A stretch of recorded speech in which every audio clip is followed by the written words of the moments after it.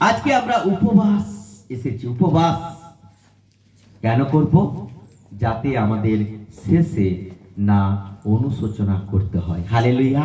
প্রভু বলছে আমি শীঘ্র আসিতেছি, যা তোমার আছে সেটা শক্ত করে মজবুত করে জীবন দিয়ে ধরে রাখো, যেন তোমার আশীর্বাদ চুরি না করতে পারে। আজকের উপবাসের টাইটেল, আজকের প্রার্থনার টাইটেল, আজকে প্রচারের টাইটেল হচ্ছে উপবাস করছি এই জন্য যাতে না আমরা অনুশোচনা করি, শেষ সময় অনুশোচনা না করি। আমরা খুলবো হিতোপদেশ তার 5 অধ্যায় 11 পদ। হিতোপদেশ, আমাদের হিতোপদেশ 5 অধ্যায় 11 পদ আমরা পাঠ করব। হিতোপদেশ 5 অধ্যায় 11 পদ। পাছে শেষকালে তুমি অনুশোচনা করো, যখন তোমার মাংস ও শরীর ক্ষয় পায়। হালেলুয়া। লাইভটা জ্বালিয়ে দিলে ভালো হয়? লাইভটা। বাক্য বলছে পাছে শেষকালে তুমি অনুশোচনা করো। আজকে উপবাস কেন আমরা করব? যাতে না আমরা অনুশোচনা শেষকালে করতে হয়। হালেলুয়া। কখন অনুশোচনা করব আমরা? যখন যীশু খ্রিস্ট আসবেন, যখন তিনি বিচারে আসবেন, যখন তিনি তার সন্তানদেরকে নিতে আসবেন, আর তখন তার সন্তানগুলোকে যখন নিয়ে যাবে, আমরা যদি তাকে বিশ্বাস করে তাকে তার কাছে এসে যদি আমাদের জীবনকে ঠিক না রাখি, তাহলে তিনি আমাদেরকে যখন নিয়ে যাবেন না, তখন আমাদের অনুশোচনা হবে, তখন আমাদের কান্না পাবে, তখন আমাদের অনুতাপ আসবে, তখন আমাদের কষ্ট হবে, তখন আমাদের ব্যথা লাগবে, তখন মনে হবে কেন আমি প্রভুকে গুরুত্ব দেইনি, কেন আমি প্রভুকে প্রথম স্থান দেইনি। বাক্য বলছে পাছে শেষকালে তুমি অনুশোচনা করো। তাহলে আজকে শেষকালে যাতে না অনুশোচনা করতে হয়, তার জন্য ঈশ্বর আমাদেরকে সুযোগ করে দিয়েছে উপবাসের মাধ্যমে আমাদের জীবনকে ঠিক রাখার জন্য। হালেলুয়া। ঈশ্বরের বাক্য বলছে যখন তোমার মাংস ও শরীর ক্ষয় পায়, আমাদের এই জীবন, আমাদের এই যৌবন, আমাদের এই যুবক যুবতীর বা আমাদের একটা ইয়াং স্টেজ, যে একটা বয়স রয়েছে, যে বয়সে আমরা অনেক কিছু কাজ করতে পারি, যে বয়সে আমরা অনেক কিছু শক্তি দ্বারা, মুখ দ্বারা, বল দ্বারা অনেক কিছু প্রকাশ করে দিতে পারি মানুষের কাছে। কিন্তু বাক্য কি বলেছে? বলছে একদিন এই শক্তি আমাদের থাকবে না। হালেলুয়া। এই ক্ষমতা আমাদের থাকবে না, এই মাংসের পাওয়ার আর থাকবে না, একদিন শেষ হয়ে যাবে, একদিন শেষ হয়ে যাবে। তাই বাক্য বলছে পাছে শেষকালে তুমি অনুশোচনা করে, যখন আমাদের মাংসগুলো ক্ষয় হয়ে যাবে, যখন আমাদের শরীরের জোরগুলো কমে যাবে, আমাদের স্মৃতিশক্তিটা কমে যাবে, চোখের দৃষ্টিটা কমে যাবে, আমাদের পাওয়ারটা কমে যাবে, আমাদের কাজ করার ক্ষমতাটা কমে যাবে, যখন আমরা আস্তে আস্তে দুর্বল হয়ে যাব, তখন আমরা কি করব?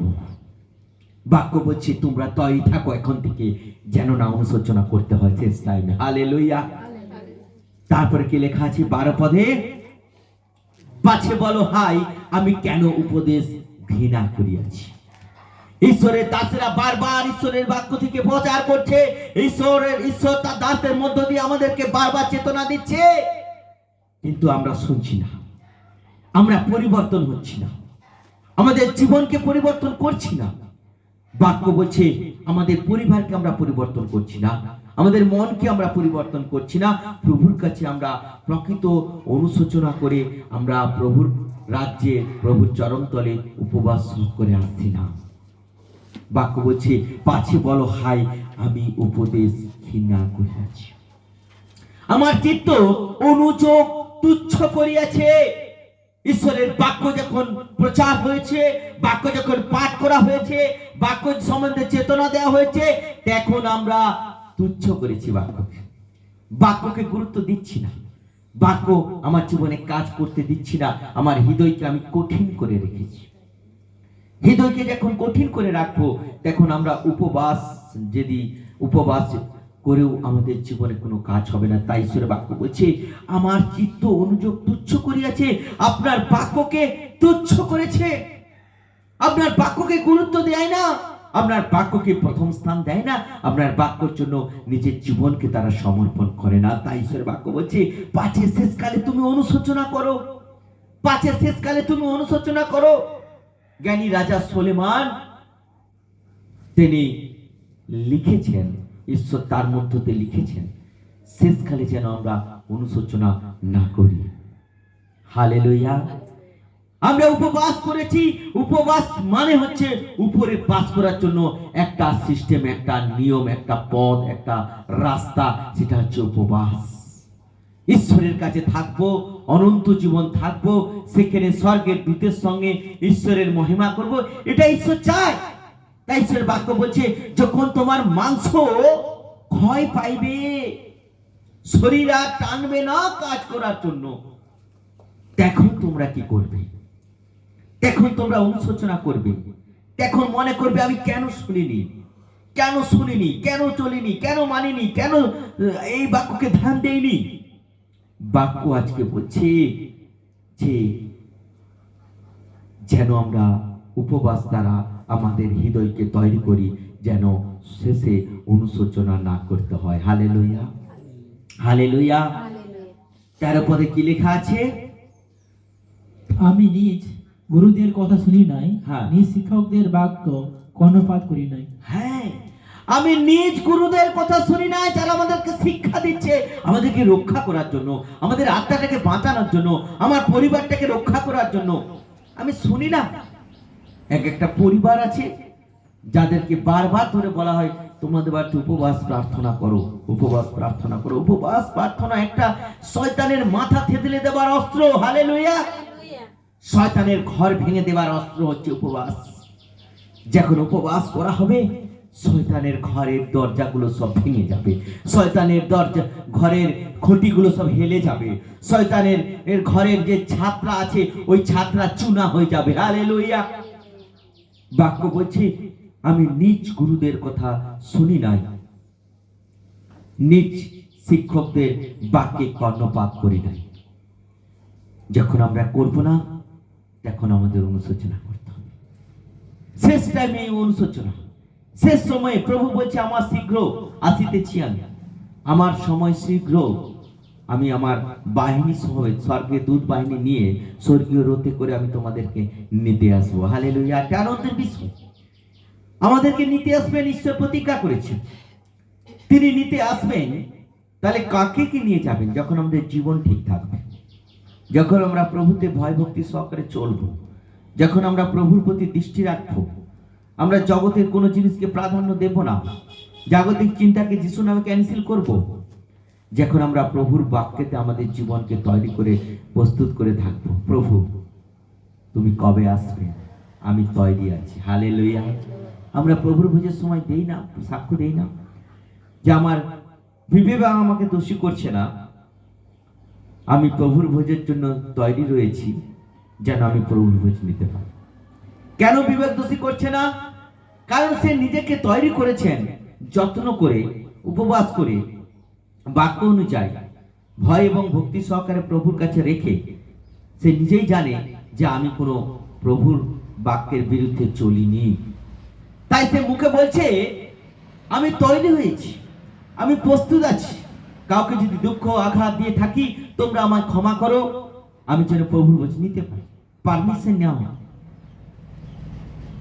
তারপরে তিনি বলে, ঘোষণা করে যে আমি প্রস্তুত হয়েছি প্রভুর ভোজ নেওয়ার জন্য। হালেলুয়া। বাক্য বলছে শেষ টাইমে যিশু আসবেন, এটা আমরা সবাই জানি। তাই সেই টাইমে আমাদেরকে যেন না অনুশোচনা করতে হয়। বাক্য বলছে আমি নিজ গুরুদের কথা শুনি নাই, যারা আমার শিক্ষা দিচ্ছে, পালক শিক্ষা দিচ্ছে, লিডাররা শিক্ষা দিচ্ছে, দাস দাসীরা শিক্ষা দিচ্ছে, প্রচারকরা শিক্ষা দিচ্ছে, নিজের শিক্ষা নয়, পবিত্র ঈশ্বরের শিক্ষা। ঈশ্বর তাদের মধ্য দিয়ে প্রকাশিত হচ্ছে আমাদের কাছে। আমেন। আর সেই শিক্ষাকে আমরা তুচ্ছ যদি করি, শিক্ষকদের বাক্যে কর্ণপাত করি না, বলছে বলছে বলছে বলছে শুনছি, কিন্তু আমি মানবো না, আমি মনে মনে মেরে ফেলেছি, আমি মানবোই না, আমি তো আমার মতো চলবো। বাক্য বলছে শেষকালে তুমি অনুশোচনা করবে, শেষকালে তোমাকে কষ্ট পেতে হবে। তাই এখন যদি আমরা সেই কষ্টটাকে ত্যাগ করে প্রভুর জন্য ঢেলে রাখি অন্তরকে, তাহলে প্রভু বলছে আমাদেরকে সেই অনুশোচনা করতে হবে না। Hallelujah, hallelujah. এখানে ঈশ্বর বলছে 14 পদে কি লেখা আছে? আমি প্রায় সর্বপ্রকার মন দিয়ে পড়িয়েছিলাম হ্যাঁ। সমাজের ও মণ্ডলীর মধ্যে। হ্যাঁ, আমি প্রায় সর্বপ্রকার মন্দে পড়িয়াছিলাম। কে বলছে? কে বলছে? সুলেমান বলছে। মন্দ পড়ে গেছে, মন্দতায় পড়ে গেছে। আজকে আমার জীবনকে প্রভুর কাছে রেখে, প্রভু আমি এতদিন সব মন্দ ভাবে চলেছি, তুমি আমায় ক্ষমা করো। মন্দ ভাবে জীবনযাপন করেছি, তুমি আমায় ক্ষমা করো। আমি আজ থেকে এগ্রিমেন্ট করছি, আর এই চিন্তা আমার চোখ দ্বারাও নয়, মন দ্বারাও নয়, হৃদয় দ্বারাও আমার জীবনে আনবো না মন্দ চিন্তাগুলো। হালেলুয়া। আমি প্রভু তোমার চরণ তলে আমার জীবনের শ্রেষ্ঠ জিনিস দিয়ে তোমাকে সেবা করব, তোমার আরাধনা করব, তোমাকে আমার বাড়িতে আশ্রয় দিয়ে রাখলাম, যাতে তুমি পবিত্র জায়গায় থাকতে ভালোবাসো। আমার হৃদয়কে আমি পবিত্র করলাম, আমার পরিবারকে পবিত্র করলাম, আমার সমস্ত শরীরকে পবিত্র করলাম তোমার বাক্য দ্বারা। আমেন। বাক্য বলছে যে মন্দ আমাদেরকে ঈশ্বরের উপস্থিতি থেকে সরিয়ে দেয়। বলছে সমাজের ও মণ্ডলীর মধ্যে, সমাজের কিছু রীতিনীতি আমাদেরকে মন্দ পথে নিয়ে যায়, মণ্ডলীর কিছু রীতিনীতি আমাদেরকে মন্দ পথে নিয়ে যায়। আজকে অনেক মণ্ডলী রয়েছে, যেসব মণ্ডলীতে যে যা করতে পারে, কোনো কাউকে বাধা দেওয়া হয় না। সেই মণ্ডলীতে কোনো আত্মিক সন্তান স্বর্গরাজ্যে যেতে পারবে না, কারণ আত্মিক সন্তান যদি যায়, ও ওদের পাল্লায় পড়ে মন্দ পথে চলে যাবে। ঈশ্বরের বাক্য চেতনা দিচ্ছে, সুলেমান বলছে যে তো আমি শেষ সময়ে, শেষকালে যেন আমরা কেউ অনুশোচনা না করি। সময় আছে, সুযোগ আছে, সেই সময় তৈরি করে নাও প্রত্যেকের জীবনকে। প্রস্তুত হয়ে থাকো, প্রভু কবে আসবে নিতে। হালেলুয়া। প্রস্তুত। যদি আমরা প্রস্তুত না থাকি, যদি আমাদের জীবনকে প্রস্তুত করে না রাখি, তাহলে আমরা কখনো ঈশ্বরের রাজ্যের সন্তানের যোগ্য হয়ে থাকতে পারবো না। প্রভু আসবেন, নিতে আসবেন, তার দূতদেরকে পাঠাবেন। কিভাবে পাঠাবেন? যেন তিনি আমাদেরকে খুঁজে খুঁজে নিয়ে যান। হালেলুয়া। আমরা হিতোপদেশে যদি 2 অধ্যায় 1 অধ্যায় আমরা পাঠ করব, 1 অধ্যায় আমরা পাঠ করব 23 পদ। তোমরা আমার অনুযোগে ফিরো, দেখো আমি তোমাদের উপরে আমার আত্মা সেচন করিব, আমার কথা তোমাদিওকে জ্ঞাত করিব। আমেন। ঈশ্বর চাই আমরা ফিরি, ঈশ্বর চাই আমরা বেরিয়ে আসি, ঈশ্বর চাই আমরা মন্দ ভাবনাগুলোতে আমাদের জীবন থেকে বের করে দিই। হালেলুয়া। তাই বলছে তোমরা তোমরা তোমরা আমার অনুযোগে ফিরো, আমার বাক্য শুনো আর ফিরে আসো। হালেলুয়া। আমার বাক্য শুনো আর ফিরে আসো। উপবাস দ্বারা নিজের জীবনকে তৈরি করে নাও স্বর্গরাজ্যে যাওয়ার জন্য। হালেলুয়া। বাক্য বলছে যখন ফিরবে, আমি তোমাদের উপর আমার আত্মাকে সেচন করিব। আমেন। ঈশ্বরের গ্রেস আমাদের উপরে আসবে, ঈশ্বরের উপস্থিতি আমাদের উপরে আসবে, ঈশ্বরের আত্মা আমাদের উপরে আসবে। দেখুন আমাদের জীবনে কোনো মন্দ চিন্তা থাকবে না। হালেলুয়া। মন্দ ভাবনা থাকবে না, মন্দ রাস্তা থাকবে না, মন্দ আচরণ আমার জীবনে থাকবে না, মন্দ স্বভাবগুলো আমাদের জীবন থেকে বেরিয়ে যাবে। ঈশ্বরের আত্মা যখন আমাদের উপর ঢেলে দেবে। পঞ্চম সপ্তমীর দিন যখন সমস্ত শিষ্যরা যখন এক জায়গায় জেরুজালেমে ছিলেন, আর ঈশ্বরে যিশু যখন গেলেন, স্বর্গ থেকে পাঠালেন পবিত্র আত্মা। তার আগে তারা অনেক মন্দ বেঁধে গেছে, নিজের মতো করে চলছে, আবার পুরনো জীবনে ফিরে গেছে পিতর, আরো অনেকে তার মতো করে চলছে। কিন্তু যখন পবিত্র আত্মা এসে গেছে, তখন আর কেউ পিছন দিকে তাকাচ্ছে না। হালেলুয়া। যখন ঈশ্বরের উপস্থিতি, ঈশ্বরের আত্মা আমাদের জীবনে আসবে, আত্মা যখন বর্ষণ করবে, আর তখন আমরা আর পিছন দিকে তাকাবো না। ঈশ্বর বলছে আমার অনুযোগে তোমরা ফিরো, আমি তোমাদের উপরে। কাদের উপরে? যারা ফিরবে তাদের উপরে। যারা ফিরবে না তাদের উপরে থাকবে না ঈশ্বরের গ্রেস, তাদের পরিবারে থাকবে না, তাদের জীবন পথে থাকবে না, তাদের প্রতিটা কাজের উপর ঈশ্বরের অভিশাপ থাকবে। কিন্তু যখন তার অনুযোগে আমরা ফিরবো, তার বাক্যেতে আমরা ফিরবো, বাক্য অনুযায়ী এখন আমাদের জীবনকে আমরা নিয়ে চলে আসবো প্রভুর চরণ তলে, তখন ঈশ্বর তার আত্মাকে আমাদের উপরে বর্ষণ করে দেবে। হালেলুয়া। বর্ষণ করে দিবে, ঢেলে দিবে। আর যখন ঢেলে দিবে, তখন কি বলছে? শুধু ঢেলে দিবার পরে তিনি কাজ করা শুরু করবে। বলছে আমার কথা তোমাদেরকে জ্ঞাত করিব। তোমরা কি করবে, তোমরা কিভাবে চলবে, তোমরা কি কার সঙ্গে কেমন কথা বলবে, কার সঙ্গে কেমন আচরণ করবে, কোথায় বুদ্ধিপূর্বক চলতে হবে, কোথায় জগতের লোককে সুসমাচার দিতে হবে, ওটা আমি জানাবো। হালেলুয়া, ওটা আমি জানাবো। কে বলছে? ঈশ্বর। ওটা তিনি জানাবেন। তাই তিনি চাই আমরা যেন তার বাক্য ফিরি, তার বাক্য শুনে ফিরি আমাদের প্রভুর কাছে। প্রভু চাই আমরা ফিরে আসি। আমেন। 24 পদে কি লেখা আছে? হ্যাঁ, আমি ডাকিলে তোমরা অসম্মত হইলে, আমি হস্ত বিস্তার করিলে কেউ মনোযোগ করিলে না। ঈশ্বর বলছে আমি বাক্য দ্বারা চেতনা দিচ্ছি যাতে তোমরা ফিরে এসো, কিন্তু বাক্য বলছে তোমরা অসম্মত হইলে, আমার কথা শুনলে না, আমাকে জায়গা দিলে না, আমাকে খুশি করলে না, আমার হৃদয়কে তোমাকে দেখে আমি আনন্দিত হচ্ছি না, আমার কথাতে তোমরা তুচ্ছ করছো। আমি তোমাদেরকে হাত বাড়িয়ে রাখছি, আসো আমার কাছে, আসো আমার কাছে, আসো, আমি তোমাদের শান্তি দেব। মথি তার 11 অধ্যায় 28 পদে লেখা আছে, হে পরিশ্রান্ত ভারাক্রান্ত লোক সকল আমার নিকটে আইসো, আমি তোমাদের বিশ্রাম দেব। হালেলুয়া। বাক্য বলছে আমি হস্ত বিস্তার করিলে কেউ মনোযোগ করিলে না। কে ডাকছে আমাকে? স্বয়ং ঈশ্বর ডাকছেন, আপনাকে আহ্বান করেছেন, আপনি বেরিয়ে আসুন, জগৎ থেকে বেরিয়ে আসুন, মন্দতা থেকে বেরিয়ে আসুন, জাগতিক ভাবনা থেকে বেরিয়ে আসুন, জাগতিক চাপ থেকে বেরিয়ে আসুন, প্রভুর কাছে ঠেলে দিন আপনার জীবন। কিন্তু তোমরা আমার সমস্ত পরামর্শ অগ্রাহ্য করিলে। ঈশ্বর দুঃখ পায়, কেন পায়? যখন তার কথা আমরা শুনি না, তার আদেশকে আমরা মানি না, তার বাক্যতে আমরা চলি না, তিনি দুঃখ পায়। তাই ঈশ্বরের বাক্য বলছে তোমরা সমস্ত পরামর্শ অগ্রাহ্য করিলে। ঈশ্বর যে পরামর্শ দিচ্ছে কিসের জন্য? ঈশ্বরও শান্তিতে থাকতে চায়, আর আমাদেরকেও তিনি শান্তিতে রাখতে চায়। হালেলুয়া। যাতে না আমরা শেষ সময়ে অনুশোচনা করি, অনুতাপ করি, শেষ সময়ে দন্ত ঘর্ষণ করি, রোদন করি, কাঁদি। তাই প্রভু চাই আমরা ফিরি।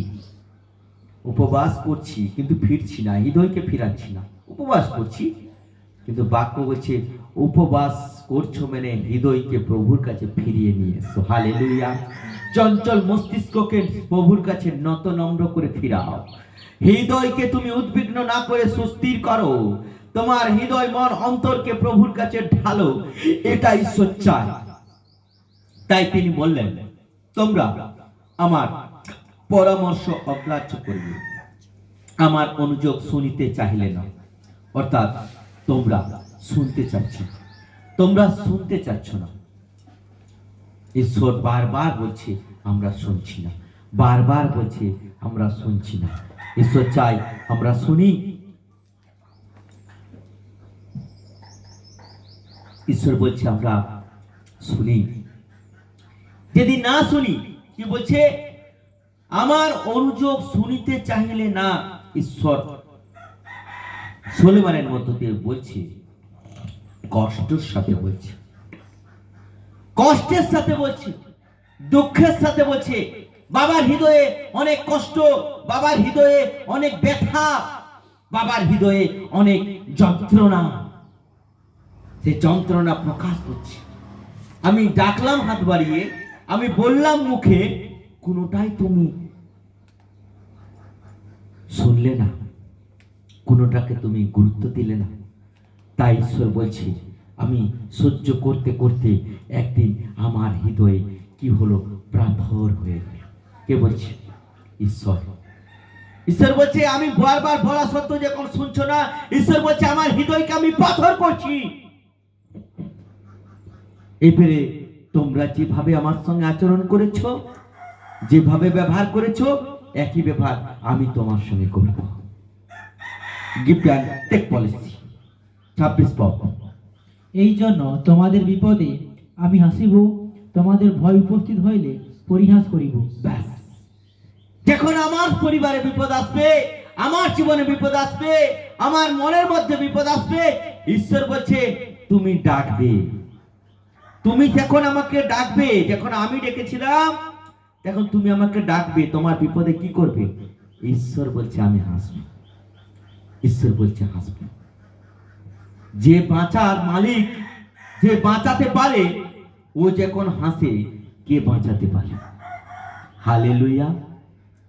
যে বাঁচাবার মালিক সে হাসবে বলেছে, কারণ আমরা ফিরছি না, আমরা তাকে কষ্ট দিয়েছি, তার কথাতে আমরা তুচ্ছ করেছি, তার পবিত্র হাতে আমরা হাত মিলাচ্ছি না, তার পবিত্র বাক্যেতে আমরা কান দিচ্ছি না, তার পবিত্র আহ্বানে আমরা আহত হচ্ছি না। বাক্য বলছে তোমার এই জন্য তোমাদের বিপদে আমি হাসিব।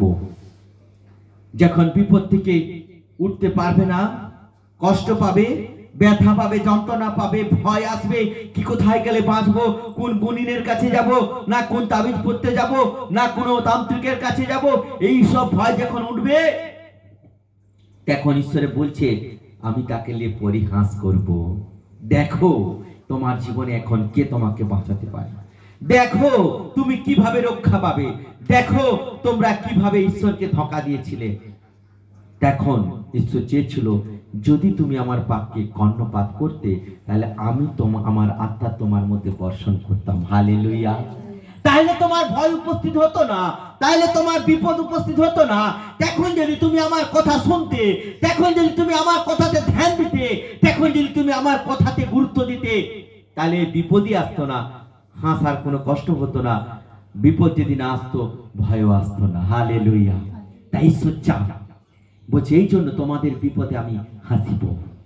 তোমাদের যখন ভয় উপস্থিত হইবে, যখন তোমরা ভয় পাবে, তখন আমি পরিহাস করিব। পরিহাস করা মানে আমরা অনেক সময় ঠাট্টা তামাশা করি না, বাচ্চাকে নিয়ে, বিভিন্ন লোককে নিয়ে। দেখা যায় একজন মাতাল মদ খেয়ে রাস্তায় যাচ্ছে, টলে টলে টলে টলে যাচ্ছে, আর দেখা যাচ্ছে বিকেল বেলা সেই মাতাল হাতে ব্যান্ডেজ করে ঘর আসছে। তখন আমরা বলি দেখছিস মদ খেয়েছিস না, পড়ে গেছিস, হাতটা ভেঙে গেছে, এখন ব্যান্ডেজ করে আসছে। তাহলে আমরা পরিহাস করি, কারণ সে তখন নিজের জীবনটাকে পবিত্রতার সাথে না রেখে অপবিত্র ভাবে সে কাজ করেছিল, তার জন্য তাকে নিয়ে আমরা ঠাট্টা করি, তামাশা করি। তখন কিরকম গিয়েছিলি, মজা করছিলি, এবারে বুঝ মজার ঠেলাটা।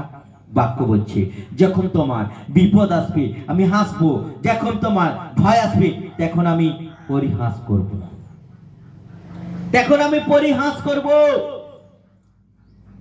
সখরীয় তার 7 অধ্যায় 13 পদ আমরা পাঠ করব। সখরীয় 7 অধ্যায় 13 পদ আমরা পাঠ করব।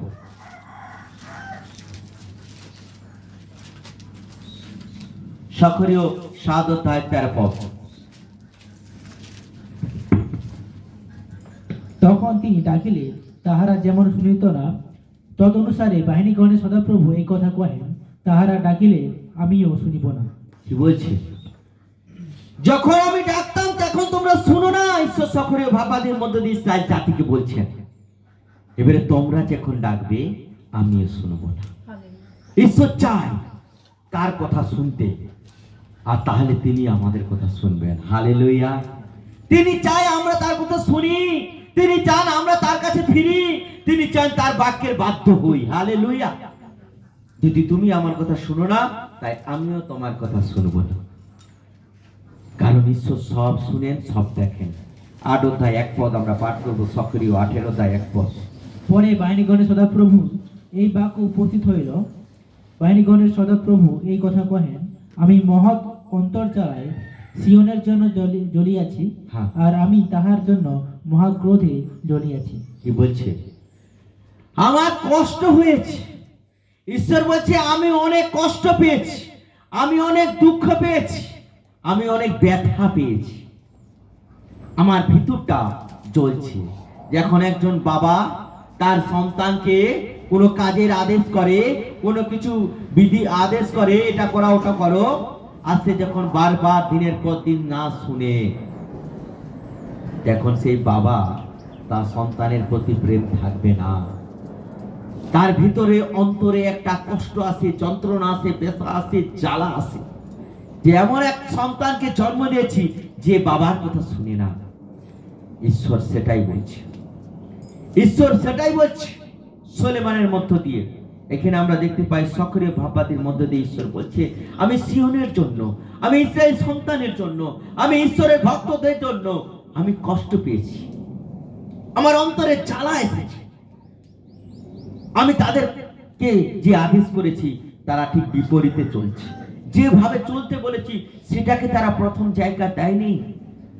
সেসব পরিবারগুলো তারা প্রথম স্থান দেয়নি। পরিবারে পারিবারিক প্রার্থনা নেই, পরিবারে উপবাস প্রার্থনা নেই, পরিবারে মিলিত প্রার্থনা নেই, পরিবারে একটা ব্যক্তিগত প্রার্থনাশীল প্রত্যেকের জীবন নেই।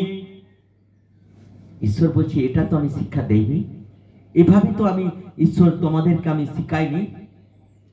যে শিক্ষা দিয়েছি তোমরা কান দাও না, তার জন্য আমার ভিতরে জ্বলছি, রাগ হচ্ছে, তোমার বিপদের অপেক্ষা করছি।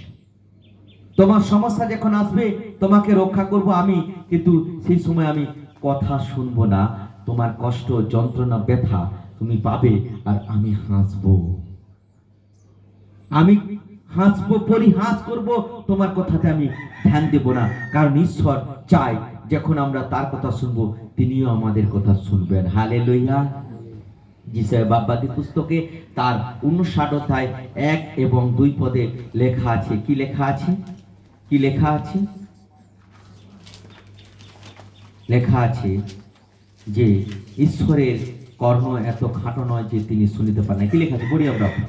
দেখো, সদাপ্রভুর হস্ত এমন খাটো নয় যে তিনি পরিত্রাণ করিতে পারেন না, হ্যাঁ, তাহার কর্ণ এমন ভারী নয় যে তিনি শুনিতে পান না।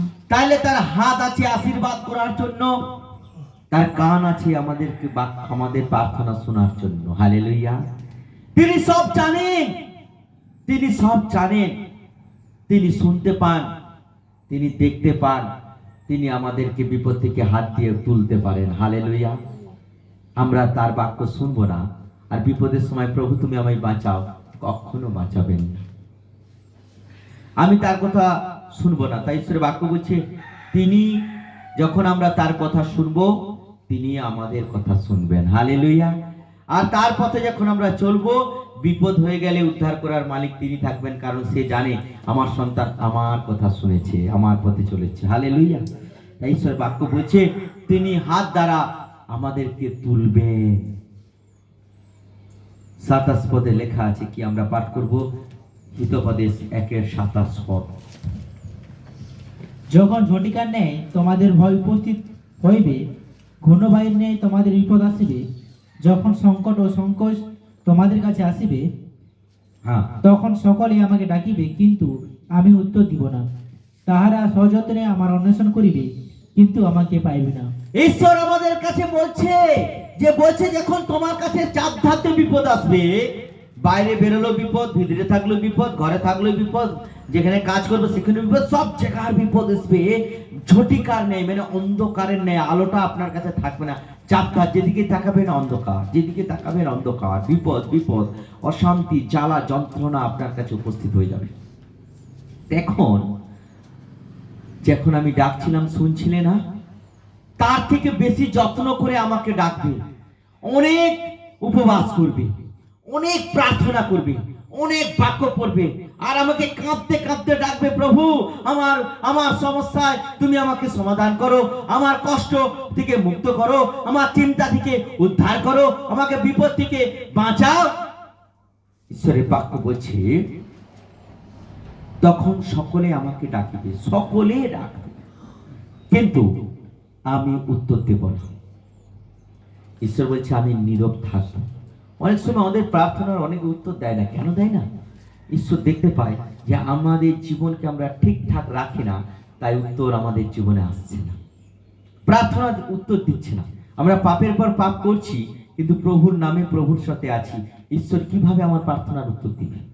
তারা আমাকে ডাকবে ডাকবে ডাকবে। যখন অনেক পরিবার দেখছি, তো আমি যখন প্রভুকে জীবিত ছিল, সুস্থ ছিল, ভালো ছিল, প্রভুর কাছে আসেনি, বিশ্বাস করেনি, যখন হয়তো এমন একটা রোগ হলো যার ওষুধ নেই, বাঁচবে না, 4 দিন হয়তো বাঁচবে, সেই সময় খুব ডাকছি খুব ডাকছি। ঈশ্বর দেখছে এই সুস্থতার জন্য ডাকছে, আমাকে ভালোবেসে ডাকেনি।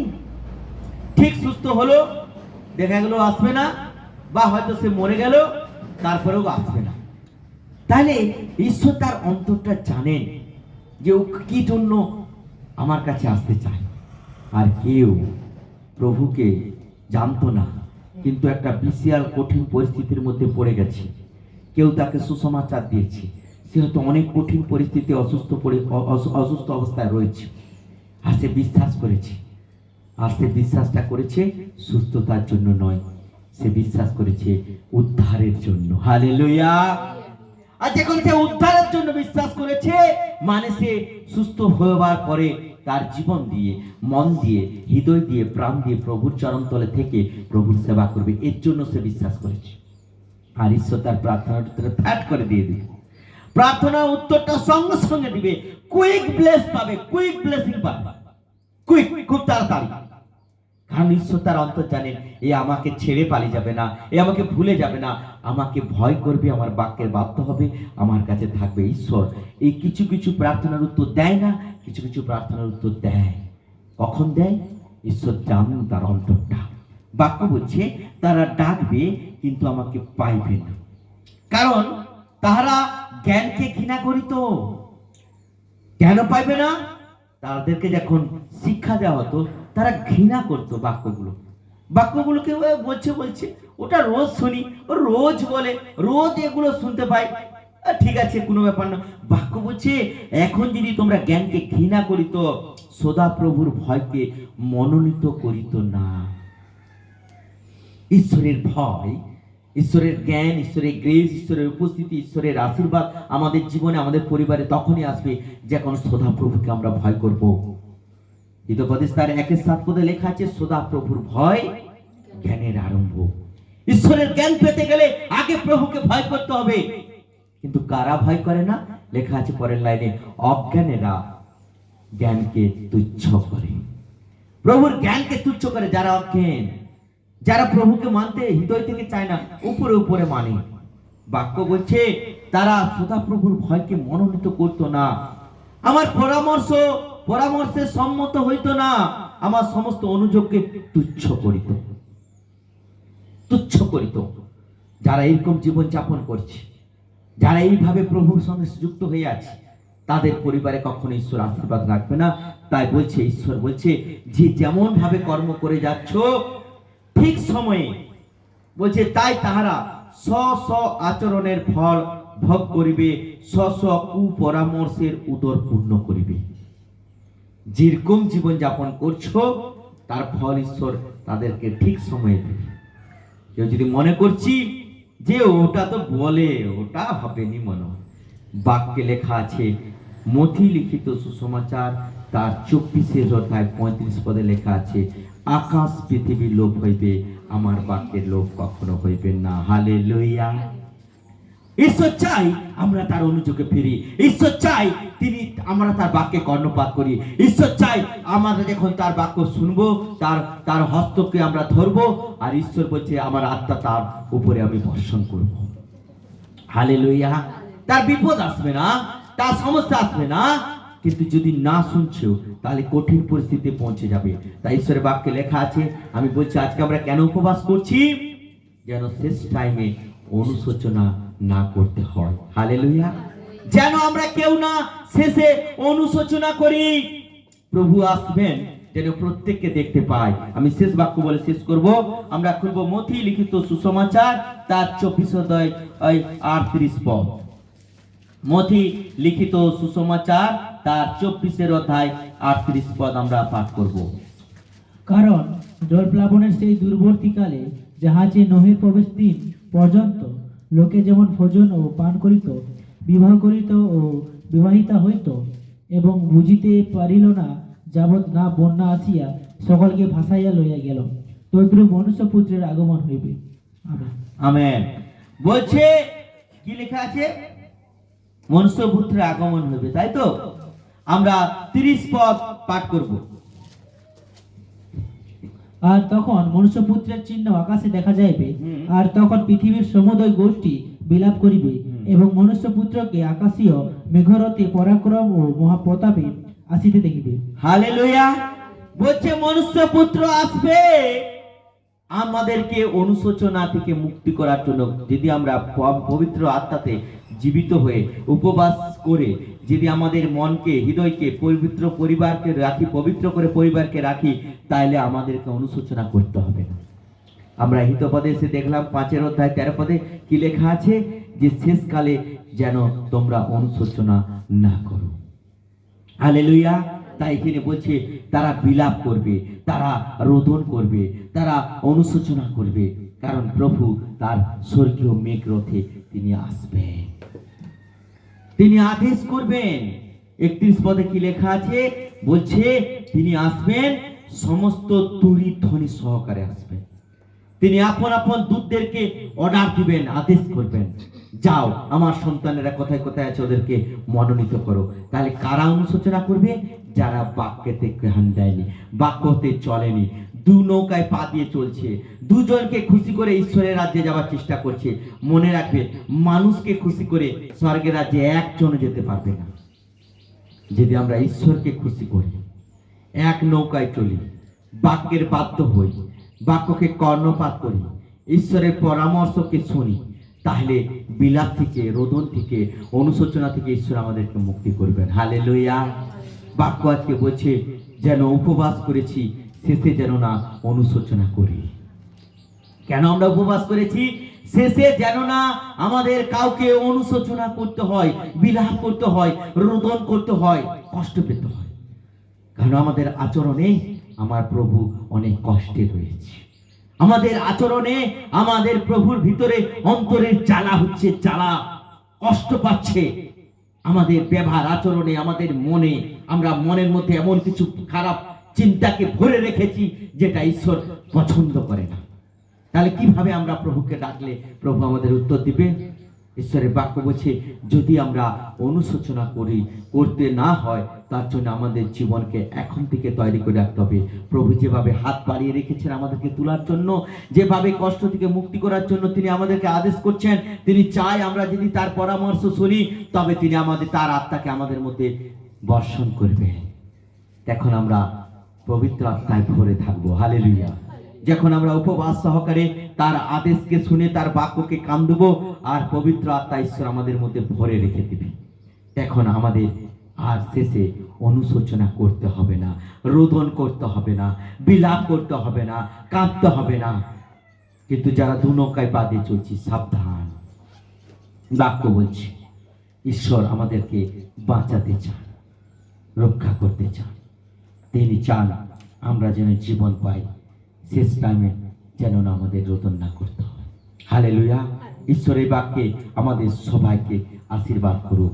আজকের বাক্যের আমরা টাইটেল কি দিলাম, যে উপবাস করছি, উপবাস করব আমরা এই জন্য যেন না শেষে কোনো বিলাপ, রোদন, অনুশোচনা করতে হয়। আমেন।